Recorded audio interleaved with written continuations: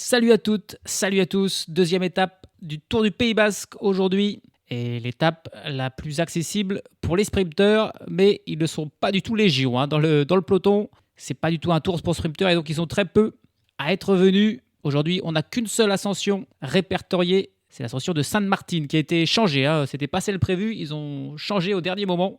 Ils ont jugé que l'autre ascension avait une descente trop dangereuse. On va donc monter Sainte-Martine, 4 km à 3,4%, plutôt en début d'étape. Et puis ensuite, ce sera plat avec quelques petites côtes quand même. 3 km à 4%, 2 km à 4%. Ça, c'est Carcar qu'on franchira à 2 reprises, dont la dernière fois à 20 km de l'arrivée.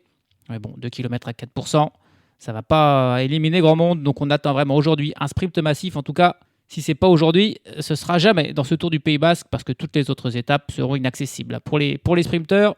Mais du coup, les favoris du jour, des sprinteurs, comme j'ai dit, il y en a très peu. En vérité, il n'y en a qu'un seul. C'est un invité de dernière minute. Il n'était pas prévu. Il a été quasiment la veille finalement inscrit dans l'équipe de l'Ineos Grenadier. C'est Caleb Ewan, la recrue qui était déjà surprise. Caleb Ewan qui est un petit peu disparu de la circulation. 2 années très compliquées à la Lotto puis à la Jayco Alula. Il n'avait plus de club, il a signé là en début d'année à la team Ineos Grenadier et il a repris seulement ce mois-ci. Il a remporté sa première course sur la semaine Coppi et Bartali et il a été pris aujourd'hui sur cette course World Tour. Caleb Ewan, qui est donc le seul pur sprinter, mais il y a quelques autres coureurs quand même qui vont vite. On pense à Thibaut Nice de la Lidl Trek, les Français Axel Zingle et Axel Laurence qui seront aussi des bons sprinters, mais Axel Laurence probablement, il est Ineos Grenadier donc il devra travailler pour Caleb Ewan. On a aussi Aaron Bourou, Maxime Van Gils, et puis surtout, c'est peut-être Ethan Hayter qui sera l'adversaire numéro 1 de Caleb Ewan, le coureur de la Soudal Quick-Step, le Britannique Ethan Hayter. On a aussi Roger Adria pour la Red Bull Bora-Hansgrohe qui est un bon sprinter, un bon finisher. Voilà quelques coureurs dont on peut penser. John Aberastouri également, l'Espagnol de l'Euskatel-Euskadi, qui est un sprinter. C'est aussi sa chance pour Aberastouri aujourd'hui. Il est un des rares avec Caleb Ewan à être un pur sprinter. Alors a priori, il est un peu moins bon, mais vu qu'il n'y a pas de grande concurrence et que même on n'est pas sûr du tout de la forme de Caleb Ewan, pour Aberastouri, ça pourrait être aussi un sacré jour de gloire. Voilà pour le programme du jour de cette deuxième étape du Tour du Pays Basque. Chute de Bellocchi juste devant Armstrong qui est parti dans le terrain. Et attaque de Pierre Roland. Voilà ce que nous disons depuis le début de ce Tour de France. Une chute terrible. Christopher Froome à pied. Mais quelle image du Tour. On n'a jamais vu ça. 100% cyclisme, le podcast du vélo en direct. Ça va Marion? Désolé. Et c'est parti avec le kilomètre 0 de cette deuxième étape. Un seul coureur non partant aujourd'hui, c'est l'Italien Florian Samuel Caramini de l'XDX Astana Team. Florian Samuel Caramini qui ne part pas aujourd'hui. Sinon, les 167 autres coureurs sont là. Et on va voir aujourd'hui qui pour prendre l'échappée. On voit déjà quelques coureurs qui attaquent. Et notamment celui qui porte le maillot de meilleur grimpeur par procuration, qui l'a raté hier pour quelques petites secondes. C'est Diego Uriarte de l'équipe Océan Pharma qui est parti. Il y a des coureurs de la Burgos, de la Cararual avec lui, ainsi que de l'Euskatel. Alors, il y a les 4 équipes espagnoles qui sont représentées. Alors, qui on a? Avec lui, là, on a Xavier Issassa de l'Euskatel, Sinué Fernandez de la Burgos et Julen Ariola Bengoa de la Cararual, en plus donc de Diego Uriarte de la Cairn Pharma et aussi Tobias Bayer qui est là pour l'Alpecin de Koninck. Voilà les 5 coureurs qui ont attaqué d'entrée là et qui on les a laissés partir. Personne qui essaye de les rejoindre pour l'instant. Et là, ça sent une échappée faite quasi immédiatement.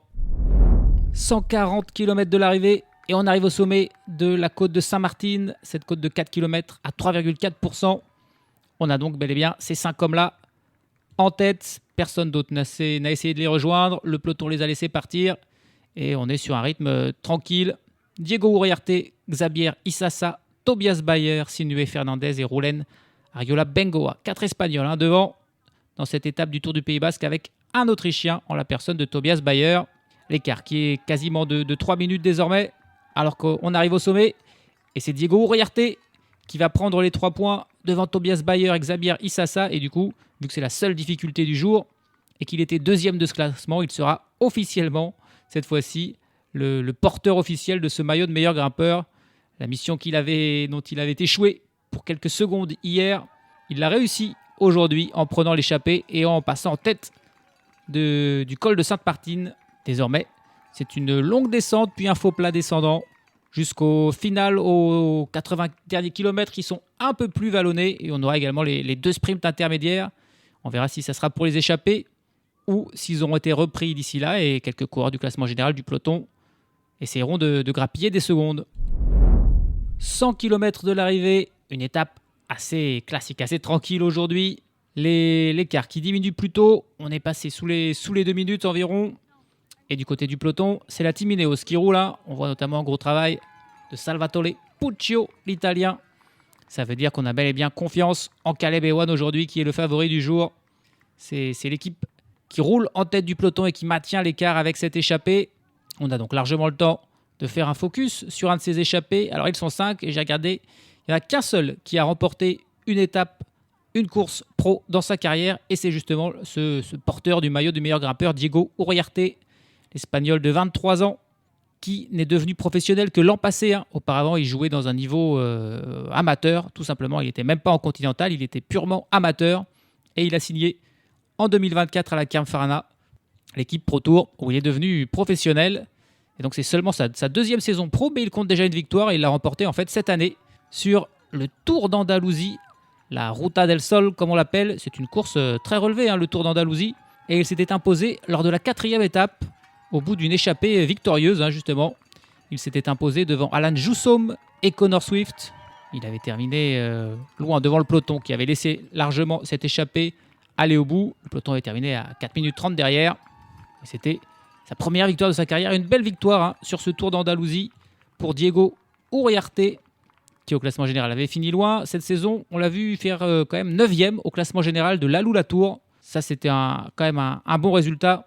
Et puis on l'a vu, il était là sur le Tour de Catalogne, mais il n'a pas réussi à se montrer. Il a pris 2 fois l'échappée, mais sans jamais à réussir à faire un résultat, ni à rapporter bien sûr un maillot distinctif de la montagne, où il avait terminé 2e également du maillot de la montagne sur le Tour de la communauté de Valence. Ça en était fait un objectif, mais il a finalement été battu par Yon Aguirre de l'Euskaltel-Euskadi. Il avait terminé 2e de ce classement. On verra s'il fera mieux sur cette course World Tour du Tour du Pays Basque pour Diego Uriarte, le seul des 5 échappés à compter une victoire dans sa carrière. Attention, là il y a une petite chute pour Ethan Hayter, un des favoris du jour qui est tombé là dans une descente, un virage en épingle à travers un village. Alors ça va, il s'est relevé, il est reparti sur son vélo, mais pas sûr que des équipiers l'attendent, puisqu'on travaille évidemment aussi pour Maximilian Charman du côté de la Soudal Quick Step. Est-ce qu'ils vont aller le chercher ou est-ce qu'il devra revenir tout seul? Si ça y est, on voit un coureur de la Soudal qui se relève pour aller ramener Ethan Hayter dans le peloton. L'information a circulé, ils en ont laissé qu'un. Ils sont encore 4 avec Charman, mais il y a un équipier qui se relève et qui va ramener Ethan Hayter, l'Ineos Grenadier, qui continue de rouler. On est à 73 km de l'arrivée. Les échappés ont 1 minute 50 d'avance sur le peloton. Premier sprint intermédiaire et Tobias Bayer qui allait le faire. Il a voulu prendre les points et les secondes. Il a fait un petit effort pour passer en tête devant le coureur de la Burgos, Sinué Fernandez, et c'est Xavier Issassa de la Euskaltel-Euskadi qui termine 3e, mais eux ils sont pas vraiment souciés. Ils roulaient, il n'y a que Tobias Bayer qui a fait une petite accélération pour prendre les 3 secondes et 10 points.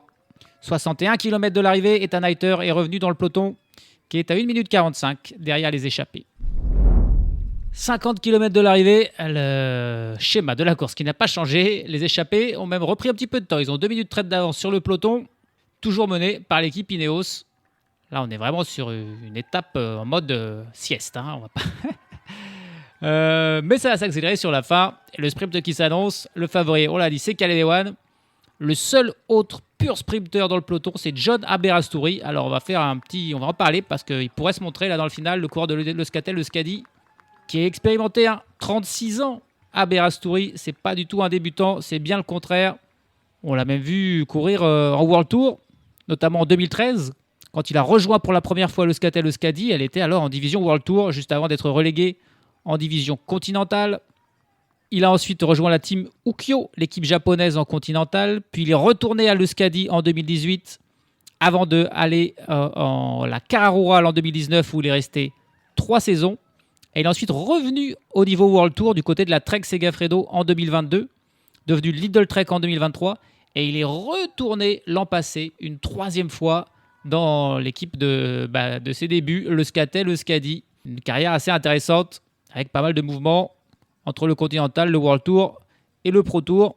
Il était même au chômage lors de l'année 2015, il n'a pas couru.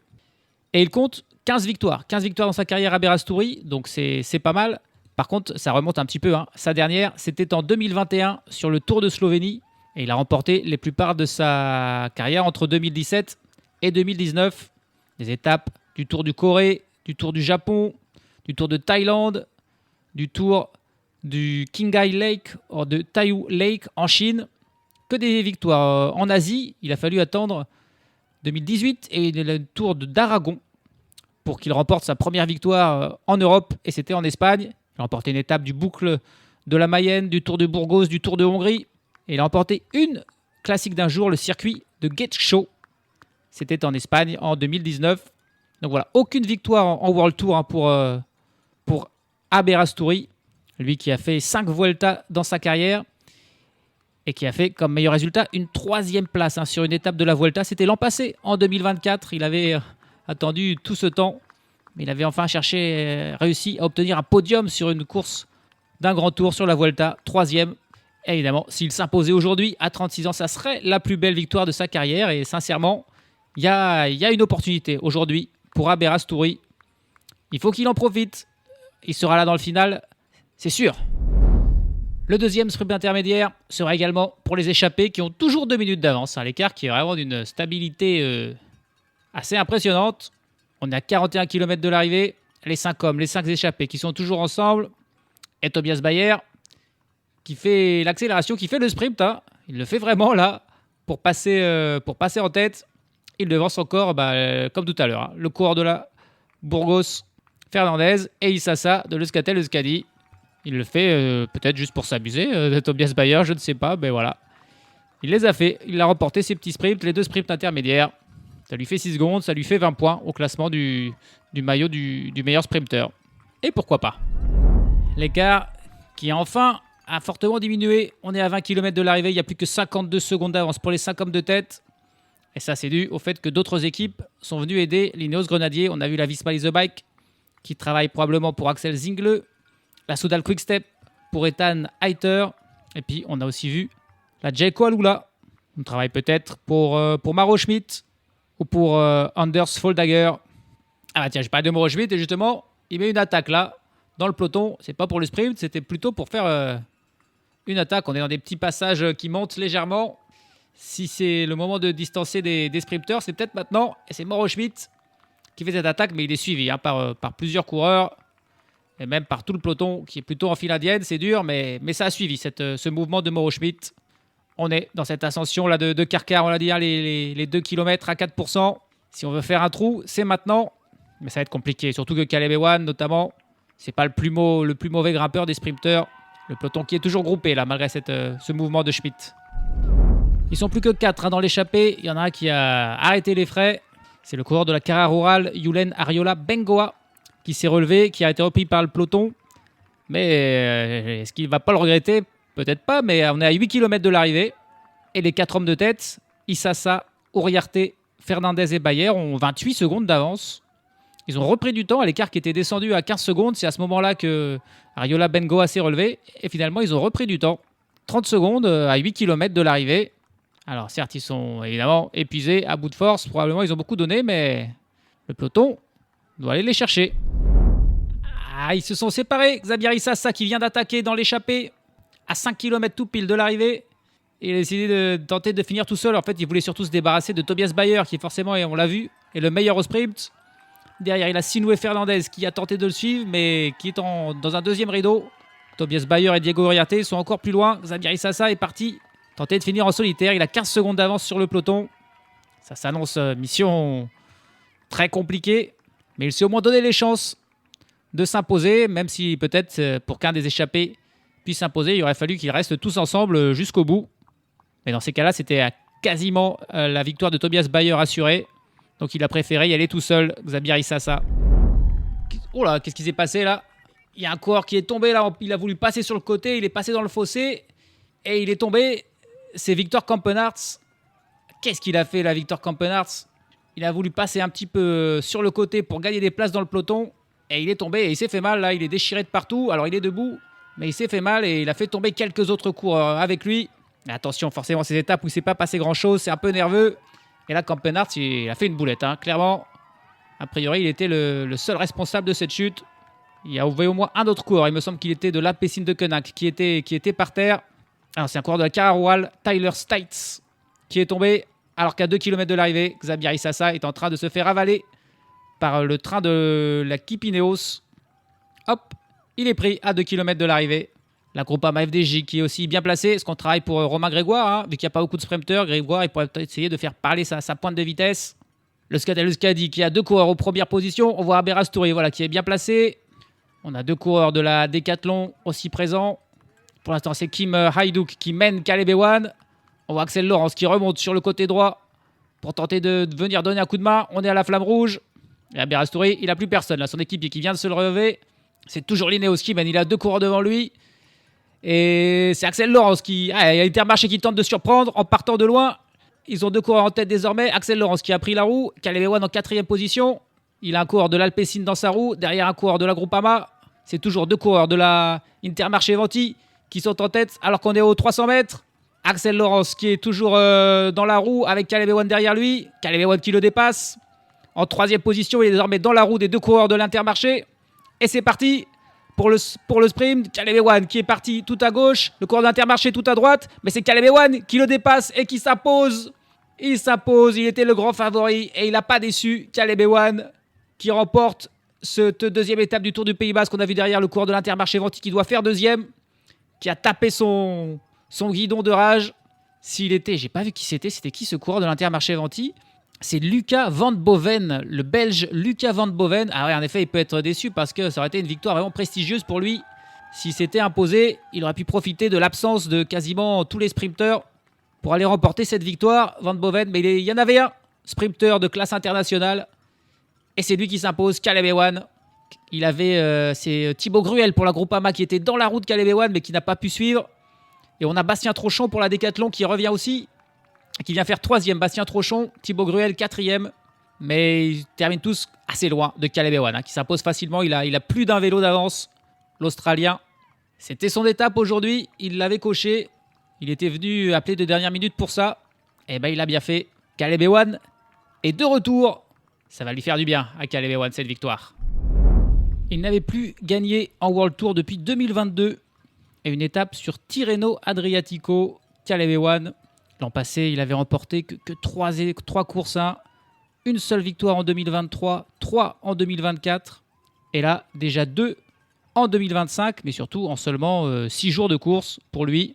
C'est donc le retour de la confiance pour Caleb Ewan, 65e victoire de sa carrière pour l'Australien qui devance donc Luca Van Boven de l'Intermarché Venti et Bastien Trochon qui vient faire quand même une belle 3e place là pour le cours de la Decathlon. Thibaut Gruel 4e. Yuri Letao, le portugais de la Cararoual qui est un bon sprinter que je n'ai pas mentionné qui fait 5e. Axel Zingle 6e. Fabio Van Den Bosch pour l'Alpecin de Koenig est 7e. Luc Wirtgen de la Tudor 8e. John Aberastouri, celui dont j'avais parlé comme un potentiel vainqueur, aujourd'hui termine 9e. Juste devant Anders Foldager de la Jayco Alula. Derrière, le dernier du jour, c'est Victor Campenaerts, mais il termine finalement loin, mais il sera qualifié du même temps que tout le monde, puisque la chute s'est produite juste dans les 3 derniers kilomètres. Il n'y a qu'un seul coureur qui avait été lâché dans le final et qui perd du temps, c'est Matthias Pachens de la Bahrain Victorious, qui termine à 3,48. Il est le seul à ne pas avoir fini dans le peloton et à perdre du temps aujourd'hui, ce qui veut dire bien sûr qu'il n'y a aucun changement. Au classement général, Sharman devance toujours Almeida, Lipovic, Heiter et Vlasov.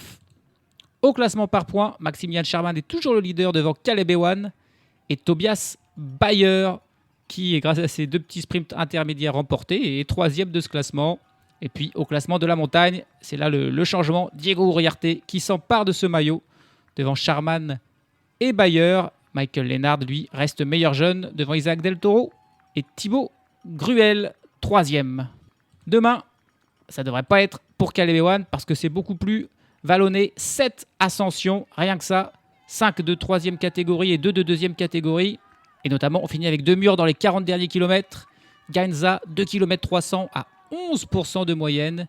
Et puis, Lascaux Mendy, 1 km 400 à 10% de moyenne. Et ça, ce sera à seulement 6 km de l'arrivée.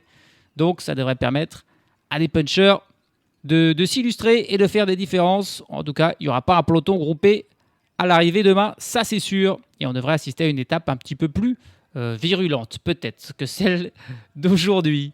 On espère en tout cas. Allez, salut à tous, salut à toutes.